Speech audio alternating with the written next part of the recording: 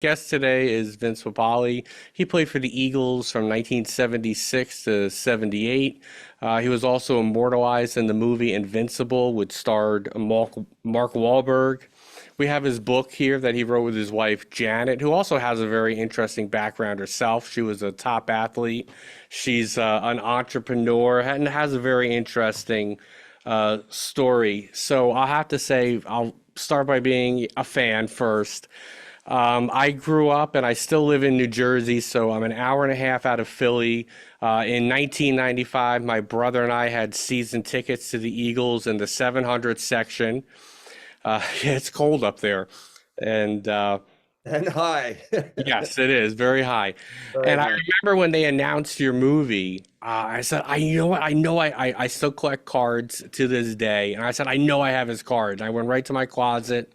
I dug it out. I actually have several, and one I sent to you. You were nice enough to autograph and send it back. So thank you very much, Mr. Pavali, for being on the Yeah. show. All right. Well, let's get the ground rules set right now. If you call me Okay. Mister, I'm going to hang up. All right. Okay. I'm Vince. I'm Vinny's dad. I'm Gabriella's dad. I'm Janet's husband. I'm not. I was Mister when I was teaching school, and all my kids' friends they call me Mister P. Right? Because they don't. I say you can call me Vince, and no, we're not comfortable doing that. It's the Mister P works. But hey, man, it's great, and this is your inaugural show, and I'm honored to be Yes. a part of it. So just take a deep breath and let's go. It's going to be great. We're going to All have a right, lot of great. fun.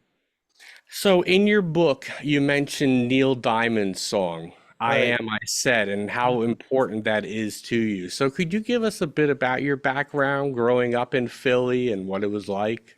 Well, first of all, I was introduced to Neil Diamond by Dick Vermeil because they were buddies. Dick lived, he was out there in Brentwood, UCLA, and they became friends. And I went to Dick's house. I'd never really listened to any Neil Diamond music before. So every Thursday, Coach Vermeil used to have a dinner at his house with his wife and his kids. And it would be, let's say, the wide receivers one time, the defensive backs, the running backs, whatever. The rule was you couldn't talk Eagles football. No Eagles football to be discussed. We could talk about our backgrounds, what we did, and me not having played high school, college football and 1 year of high school football, all those things. And he had Neil Diamond, and Dick loves his wine, Coach Vermeil, and he had Neil Diamond in the background. And I heard that song, "I Am," I said, about the frog being a kin, and I dreamed and became one. And I said, "Damn, man, that's my story." So that was written in there, but to make the elevator speech is I grew up in suburban Philadelphia in a housing project. My parents, my dad was Frank. They called him Kingy. My mom was Elmira. They called her Big Al because she was a great baseball player. She was in a league of their own kind of baseball before the war, World War II. And my mom and dad, they're both immigrants from immigrant families. And my mother of English and my father Italian, and they never got beyond the eighth grade because of the Great Depression and World War II. And they begat me whenever they did, and but I grew up being an Eagles fan, but I was always tiny, and when I was 14 years old, never even hit 5 feet yet. That was about 4'11", 90 pounds, and I was always told I was too small, but I was fast as hell.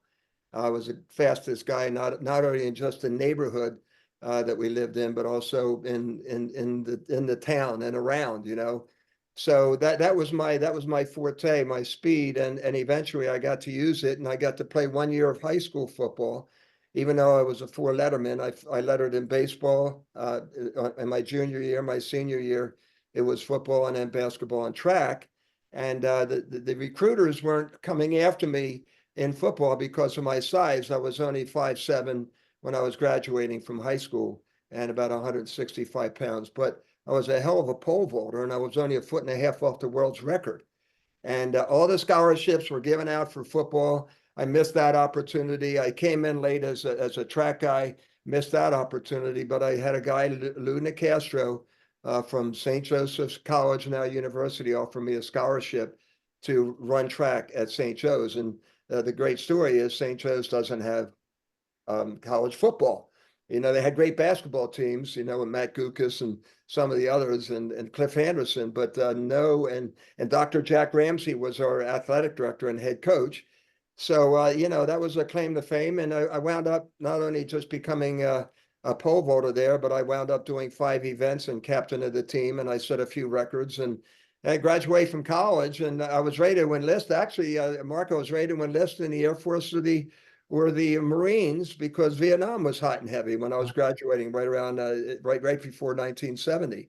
And I got a call from my alma mater, Interboro High School, which is in suburb right outside of Philly, and halfway between Philly and Delaware. And I got a call from my alma mater and said, "Hey, we have a teaching job. I know you have a business degree. Do you have a teaching cert?" And I said, "No, I don't." So I went to Jack Ramsey, Dr. Jack, and I said, "I just got a job offer, but I can't afford my scholarship's over. I can't afford because I don't have a job. I was doing little odds and ends kind of things." And he says, "I'll give you what you need to get your certificate." And he gave me the scholarship to complete my 4 classes I had to do to get a teaching certificate. I go back to my alma mater and the teach and coach with my mentor, George Corner, who had such a tremendous impact on my life. And, you've read about it in the book. And I Yeah. wound up there for 6 years, head track coach, assist football coach, worked my master's degree. And I had this dream. The big dream was to play for the Eagles, but I figured there's no way, I didn't play college football. So I tried to get into the decathlon, and there was a squabble going on between the AAU, there's no amateur athletes anymore, but the AAU and the NCAA. And I got caught in that squabble, and I couldn't get in any events that allowed me to have that opportunity to qualify for an Olympic trial score. So I got frustrated as hell, started playing semi-pro football, which led to the World Football League, and the league folded. And then I'm going back. I'm going to get my teaching job back in the fall. So I started bartending and teaching, and the substitute teaching. And Coach Ramil comes in 1976, and that movie poster that you have behind you, that's when it started. And as they say, the rest is history. So that's the elevator speech, and it's pretty cool. It's never been done before, and it's I'm very proud of it. And I did something that's rather, as they say, unique. Right. So I love that your story is, it's overcoming so much adversity. There's a big point in the movie, and you also mention it in the book. When your wife left you, your first wife, she left you the note, "You'll never go anywhere, never make a name for yourself, and never make any money," which obviously she was wrong, and that's in the movie and the book. Mm-hmm. How did you keep that from like defining you? Like how did you overcome that's a huge setback. How do you overcome that and Well, you believe know in what? yourself? You just asked a great question that I use when I go out and speak, when I talk about what it takes to be invincible, be an invincible team. You cannot define yourself because of your past. You define yourself because of who you are right now and what you're going to do and the price that you're going to have to pay to get there. And a lot of people have dreams, but if they don't hustle, they're not going to have those dreams come true. And I like and it's sort of that letter I got, it's sort of like the Toby Keith song, "How Do You Like Me Now?" And Mhm. Toby and I actually got to know each other. And when I first met him, I said, "I love that song," and he sang it for me when I was backstage, and he was upstage and doing that. God bless you, Toby. We miss you. But that's what it was. I couldn't let that happen. The age was a barrier, the lack of college football was a barrier, but I did have that one season and 4 games in the World Football League where I was playing against a lot of All-American college guys and some former NFL guys, and had some really classic teammates. And it gave me the confidence that I could compete at a higher level than just semi-pro football. So when the tryout came and I'm substitute teaching and bartending, it was a natural. I wanted to do it, but everybody's breaking my chops. And so I go to my high school coach, George Corner, who I just mentioned, and he gave me this great quote. He said, "Happy are those who dream dreams and are willing to pay the price to make the dreams come true." He said, "Vinny," he says, you're going to pay the price. I know you work hard. Are you going to give up a lot of stuff that you're doing right now in order to have that happen?" I said, "I can do anything for a couple, 3 months." And I did it, and I got myself in shape. I actually grabbed the ex-quarterback that I used to coach in high school, and he was trying to get his tennis license to get into the pro tennis. So every morning we get up at 6 o'clock, and I'd put him through a running program, and then he would throw the ball to me, and I'd catch, and got myself ready for that. Get myself ready for that tryout, and as they said again, the rest is history. I popped that 4.5 40, and lied about my age. When Coach Vermeil came up to me, I lied about playing college football. Right. And 15 minutes later, I'm in the locker room changing, and I have the trainer come up. He says, "I want to see you upstairs." I have no idea why, but they want to see you. And when I walked past Coach Vermeil's office, he said, "Yo, Vinny, that was a great 40. You know, you ran a 4.5. I've never seen that before." And grass. And I said, "Whoa." So I go to Jimmy Murray, the general manager, and I got offered a $21,000 contract with 2 season tickets in Nice. in the nosebleeds, by the way, where you sat, the 700 level, but they were free. Oh, and I got a $2,000 a roster bonus, not a signing bonus, a roster bonus if I made the team. Mark, I had never ever had that much money ever in my life, and when I cashed that check, I cashed it in 20s because it was like Right. and I put it under my pillow, so nobody would steal it, and I did find a way to. I There's actually, after the season was over, I partied pretty hard down in Miami. I gave myself a reward, and I took that money and had a great time in Miami after season 1.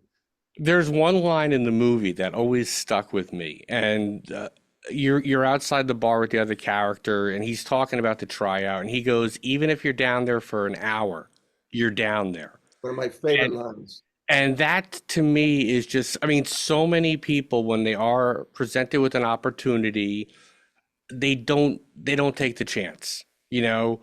I mean, they just like no. I mean, you could have very easily said, "Look, I'm 30, and come on, what are the odds of making the Eagles?" And that line just says, just go for it. The worst that could happen is you don't make the team, but at least in your heart you gave it your best. You always tried, and that line I loved. It always stuck with me. Well, it came off when I was speaking to the screenwriter. The way it came up is that Dick Vermeil has this great quote that he's a quotester. He liked to have quotes all over. Nobody ever drown in sweat, and don't overload your mouth with your butt when talking to the press. We didn't have social media back then, so we had some nosy people in the press, that were trying to get the scoop, and we had some guys that we called the scoop. We actually would set them up and give them a feed for something that was totally untrue, just to Just so goof you them. knew who was saying it, Yeah, right? so you knew who was doing what. But this one quote he had: "Opportunity is worth to a person exactly what their preparation enables them to make it." And I figured, hey, I got this shot. I got nothing to lose. I wasn't trying to prove anything. I was trying to complete that circle that was incomplete because of the decathlon and all that stuff that was going on. And there it was. So I took a shot. And everybody said it's too risky or too old. It's never been done before. But hey, a lot of people have done the impossible and made it possible. So why not me? And I was in great shape, in track shape, could run forever, and just got myself ready. And would be nothing for me to run 40-yard dashes for a workout. Getting prepared for that camp. So one thing I've always wondered, your first game is against Dallas in Uh-huh. Dallas. Okay, so you're playing America's team. I don't agree with that moniker, but they like to call themselves that. So, and they're obviously one of the big teams of the 70s. That very first game that you're there, are you like Vince? What are you doing here on the field? I mean, a year ago, you're watching that game on TV at the bar or at home. Now Well, you're actually a paid player. Did you ever have like imposter syndrome or wonder like, wait, what am I doing here? Well, ironically, a lot of those guys that were on that team are now buddies of mine, and some of the Cowboys guys, and ironically, my son Vinny, that's Vinny, that's one of his catches, but he's in Arlington with the UFL. When I got there and I saw Texas Stadium or whatever, Cowboy Stadium, whatever they called it, and when we got there, I absolutely went in. I I couldn't breathe. It was I absolutely couldn't breathe. I went out there before we got changed and just walked around the field and just saw all the stuff that was going on, and I couldn't even imagine that I was on that field. And when I got and then we're on the sideline, and then I saw the coach, and he's walking across, and there's steam coming off the field because it was about 110 degrees there, and we're in the sun side. I got the Dallas Cowboy cheerleaders behind me. They're about 10 yards behind us doing their cheers. And I said, I can't believe I'm here. So that first kickoff in the movie, they the deer in the headlight syndrome. actually, I just had never heard anything like that. Of all the kicks that I covered when I was in the preseason and in the USFL, I mean UFL, nothing even match came close to the intensity and the sounds that I heard. And I was just sort of looking around, and then and then it looks like I got sideswiped because I froze. I didn't freeze. I just didn't get the guy. But I Mhm. had a pretty good game actually, and afterwards it wasn't as dramatic as you might think, but it worked and it played real well. But come the first game back at Veteran Stadium, the first kickoff, and that just started it all. So it was pretty cool. This question comes from my brother, and he was curious, was there anything about entering the NFL that surprised you that happened, or things that like you thought would happen and in your 3 years never did happen? Well, I guess what really surprised me is the athleticism of some of these guys, and the big guys, and how athletic they were. A guy like Bill Berge, who was our linebacker, our quarterback Ron Jaworski, Billy Bradley, from Texas, he was our free safety, and Harold Carmichael, our wide receiver, and became one of my best friends when we were playing, and such great athletes and what they were, and I guess another thing too was I was surprised that they allowed you to smoke in the locker. There were guys that would be smoking a cigarette, having a cup of coffee before the game. I said, "What?" Well, that only lasted 1 year, but Coach Ramil had to get used to that as well. But he was coming from the West Coast, so you could get away with just about anything out there. Because when he was, with the Rams, with George Mhm. Allen, he had a job at UCLA a little bit different, but that surprised me a little bit. And then the travel was really cool. I was never used to, I wasn't the kind of a guy that would jump on a plane and go on vacation. Didn't have the money, didn't have the desire, and to be there and be accepted as part of something very special. And also to be on a chartered flight, that was pretty cool. So, and then go to the city, and we always stayed at a Marriott. That was the league sponsor. So that was pretty cool too. I know Dick Vermeil played a big part in your story, and I'm so glad that, he went on to get his Super Bowl win with the Rams. He seems always struck me as just a very genuine, human guy. And, I was curious, at the end of your first season, the Eagles lose 5 or 6 games in a row. They do win the last game, but there's like 5 or 6 games where you guys lose by pretty much blowouts. And I was curious, what was his management philosophy or style that kept everybody buying in? Because, as a manager, you weren't getting like immediate results. And I know that his uh, spring training, or that's actually a baseball term, it was very difficult, and he demanded a lot of you guys. So when you're not seeing the results, what was he doing that everybody still bought into Dick's message? Well, his positivity, he had great the assistant coaches. Our wide receivers coach, Dick Corey, for example, who came from the World Football League. He never lost his sense of humor. He was so consistent. Our special teams coach, Kenny Iman, played in the NFL for 16, 18 years. I think he probably played without a helmet, some of the things he had us doing. But him and we had the Fox, our defensive coordinator, and there was a positivity and the preparation, and they just never gave up and never quit. And that first year for me, and then the next year, I had to make the team again. There were no guarantees, and I wound up making the team. And in the first year, by the way, what the movie doesn't say is I actually led the team in touchdowns and receptions. And because Carmichael was banged up a little bit, so I got to play the weak side receiver position a lot in the preseason games, and got a pretty good show. But the second year was the one where Ron Jaworski came in. There was a whole different philosophy in our offense, and we did this, we did that, and all positive. And we were 5-4, 4-10 in the first year, 5-9. We only played 14 games then. 5-9 when Jaws came in, but we were just losing by single digits instead of double digits.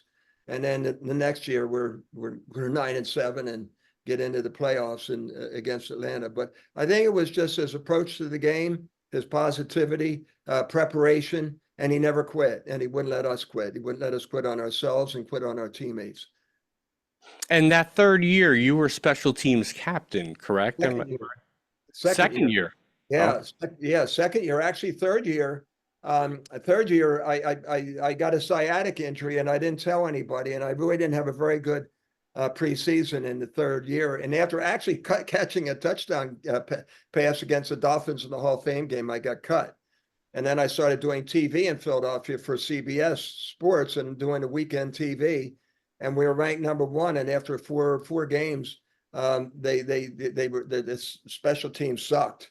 And and Wally Henry, our top return guy, one of our top special teams guys, he got his spleen blown up by one of the Chicago Bears, and they called me back. So I came back on the third year. The fourth year, I separated. I had surgery on this one after the third. You can see that little lump. It was up there. And I separated this one and I dislocated that one in the first preseason game and went on injured reserve. And I got credit. And because of that, I got 4 years and I get my pension, which is yeah, pretty I cool. saw that in the book. Yeah. So you mentioned a couple of ways for people to be invincible in the book, and I just wanted to touch on them because a lot of our listeners are going to be business people also. I know your wife's an entrepreneur. So these stuck out with me. Nobody plans to fail. They fail to plan. And also everything starts with the fundamentals. Mhm. So can you talk about like what your belief is in the fundamentals, whether it's in business or sports or life? It's funny you say that, Mark, because I was thinking when I talk about fundamentals, one of the things I'm so proud about with my kids is they have the fundamentals of sport, and Vinny has situational awareness like I've never seen, and our daughter Gabriella, who just got engaged, and all the things I see them doing. And first of all, you got to have that game plan. You can have your vision, you can have that vision, you can have the dream, but how are you going to get there? What are you going to do? And there are sacrifices to be made. You have to be honest with yourself. But the other thing, the fundamentals, I was talking to Janet, there's so much crap that's going on around this world right now that, I look at the portals, and being able to jump from one school to the next. If you're not starting, well, come, okay, well, work your way up there, don't count on somebody getting injured, do what you got to do. What's ever, so when I start thinking about fundamentals, the fundamentals, work hard, nobody ever drown in sweat and that kind of thing. I'm going to start talking more about the fundamentals of life, the fundamentals of loyalty, the fundamentals of being aware of people around you, the fundamentals of teaching everybody nice, those kinds of things. And I think we're beginning to forget that, and it's sort of overwhelming us right now. And people are, it's almost like you're being cheered if you fail. Oh, but that's okay, and let's lower the bar a little bit and lower it a little bit more. And I just don't like the way things are going. So fundamentals are so very important. Well, I do agree with you that, my wife and I had that conversation too about lowering the bar. And I'm thinking, well, the bar should stay where it is. You just have to learn how to jump higher to Well, get thank you over very it. much. Yeah, well, that's what I learned when I was pole vaulting. I started pole vaulting across creeks in the backyard of our house, then over clotheslines in the backyard. We didn't have dryers. I mean, you didn't, in the 50s, you didn't have a dryer. You're lucky if you had a washer. Right. You and so I used to pole vault over that. So whatever the bar was, it kept going up, and I had to get there, and then eventually the highest bar obviously was doing something that's never been done before, and never thought about it. Nobody ever said anything about it. I says, "Oh, I don't know, let's go." So I did it. Now, you mentioned a couple of times, and it's funny because I wrote it down on my paper as something to mention, and I think this is a Vermeil quote, nobody ever drowned in sweat. And I think that is a fantastic quote because I think too many people today, especially on like YouTube and, they're looking for I guess the silver bullet, the quick route to success. And there are no shortcuts, Right. basically. It's just you have to put in the effort, whether you want to be a football player, a podcaster, a business owner, an artist. There is no shortcut. You don't just show up and do it. You have to put in the sweat equity. Well, that was a sign that we had as we were going out the exit door on our way to the stadium at Widener College for training camp, and it was right there, and was with a reason. We had to walk nearly a half a mile uphill to get to the field from where the field house was at Widener, and then we're in full pads most of the time. We're at least always shoulder pad and helmet, always thud tempo. And we're the contact, upper body contact every day was high. Practices 2.5, 3 hours in brewing humidity, heat. The field be muddy every once in a while just because of all the moisture in the air in the suburban Philadelphia area. And we used to think coach was a sadist. So we would all get together, and we would get together as a team, and we pretended that we were like a herd of cows. Hmm. We walk, and that's how we would walk everybody together, like 60, 80 of us when the training camp first started, and that was our joke. And then, every time the whistle blew or the horn blew, you didn't just walk to the next station, you sprinted because the coaches would sprint, and they probably get the 10-yard heads up knowing that the horn was going. Right. But that's the way it was. But we were tight as a team. We're all in this thing together. But see, let me tell you something, Mark. The greatest thing that happened to me was some of the veterans started bitching in the locker room about the length of the practices and how hard they were. And man, that was music to my ears because I was a pretty tough coach when I was coaching football and track, and I wouldn't ask anybody to do something I wouldn't do.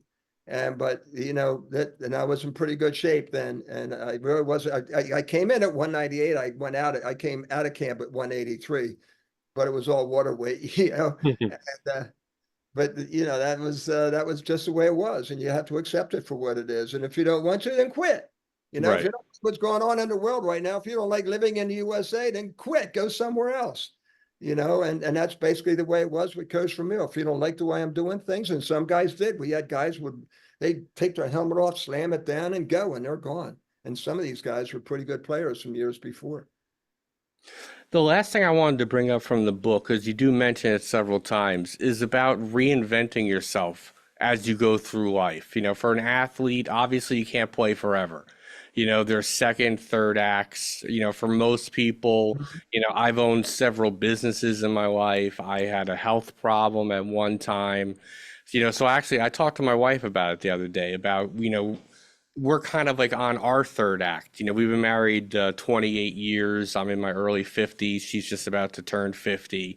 And, it's just not one straight line. So, can you talk about reinventing yourself as you go along and learning? Well, first of all, you have to have confidence in yourself that you can make that audible, and make that life change and go and do the next thing. So, that reinvention is making sure you surround yourself with a team of positive people. And me, I have nobody more positive than my wife, Janet. I mean, you're looking at her USA jersey behind me when she competed for the USA World Gymnastics team back in the Munich days. She wasn't in the games because of an injury, but she was on that team and competed against all those that were in the Olympics. And then she wound up coaching at Penn. So she is the same person. When she got out and she got injured, she reinvented herself as a diver, and she wound up setting all Penn State's diving records. Me, I reinvented myself back as a school teacher, and then after the football thing was over, an announcer, and then somebody says, "Oh, you'll be great in sales." Well, yeah, I can't ask anybody. They're going to say no. Yeah, even though I made the Eagles, they say sell yourself. I say, well, it's a whole different ball game. But Right. I had to reinvent myself and get my confidence is doing that, and a lot of it is just belief in yourself, having a great partner. Janet and I have been together for 30 years. We've got two beautiful kids, and they're very successful. And I believe at this point I can do just about anything. They call me invincible, but I always like to say I'm just a dad. You know, Well, I mean, you look like you're still in great shape. So, you obviously, continue to work out, eat well, healthy. I do. Well, I'm down here in Jupiter, and I live in a golf course area, and there's always something to do out here. I've got a pretty decent sized property with with a lot of stuff to do. So I'm working out there. I just turned 78, and Janet's 70, and everybody's like shocked. They think that we're in our mid 60s, low 60s. And, look, I got babies, I got people, I got to take care of. I got my son, Vinny. I got Gabriella. She just got engaged. He's got engaged. We're going to have 2 weddings coming up in about 12 months. I was like, "Phew, let's go." So before we wrap up today, and again, I very much appreciate you coming on. Can you tell us a little about the shirt you're wearing? Oh, this is pretty cool. My son Vinny, but that's Gabriella, by the way, over there. She cheered at Syracuse and worked for the 76ers. And actually she was stage manager at the Final Four. She just got back from Arizona. But this is really cool. Vinny in the first game, he made one of these incredible catches. I'll send it I'll send it to you. But it was a toe drag, and he was at a 45-degree angle. And they have this picture. So they call it the Leaning Tower of Papale. And actually Fox put this together. You can, if you just go Leaning Tower of Papale, you can find it. And it's really cool, and I'm really proud of it. So he's got a game in St. Louis this week. We're heading out there, and we're gonna be wearing our shirts very proudly for our son. But I do it for my daughter too. When we go out and go, I always have my Syracuse stuff. Whoever I'm with, I'll wear their stuff. Vinny is Delaware thing, and and we're all USA, and we're all about patriots and patriotism, and even though we didn't serve, but we believe in go USA. Yes. Well, I want to thank you for giving me a chance because, as you mentioned, this is my very first podcast ever. Did And I, great, I, man. I thank you. I do have other guests lined up, but the thing that's great about you is like we are connected on LinkedIn, but you don't know me. And, I'm a guy who just sent you a request and said, "Hey, look, I have this idea to do a podcast. Would you mind being a guest?" You don't even have to answer that email. You did. You came on. I'm so greatly appreciated. And I'll be honest, I was a little nervous because I was like, wow, I'm talking to Vince today. I have his card and it's autographed on my desk. So it really does mean a lot to me. And I hope the audience gets a lot out of what you said today too. Well, I hope so too. And if I can, I'll plug my podcast I do with my daughter Gabriella. It's called Gabbing with Invincible. So you've got that perspective, from Gabriella's at the age of 30 to my perspective, the old school guy. And we've had some great guests, and we're going to reinvent it. A lot of stuff was going on with her engagement. So now that's back, and she actually said, "Dad, are we going to do it or are we not?" And I said, "We're doing it." So keep an eye on Gabbing with Invincible. But it was great, Mark. It was great to hang with you. I love the poster in the background, and that was a special time in my life. Mark Wahlberg, by the way, is fabulous. We still stay in touch.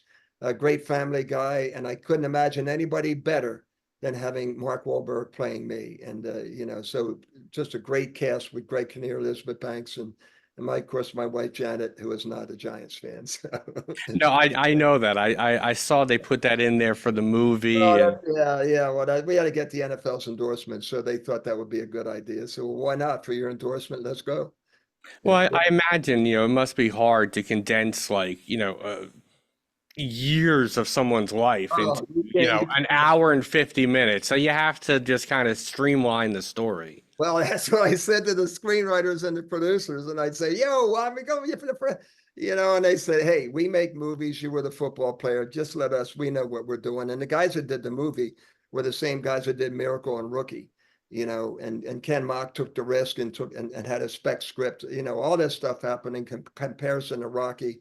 There's just so many things. I got to meet him and met so many great people. And here we are, just enjoying life as much as we can.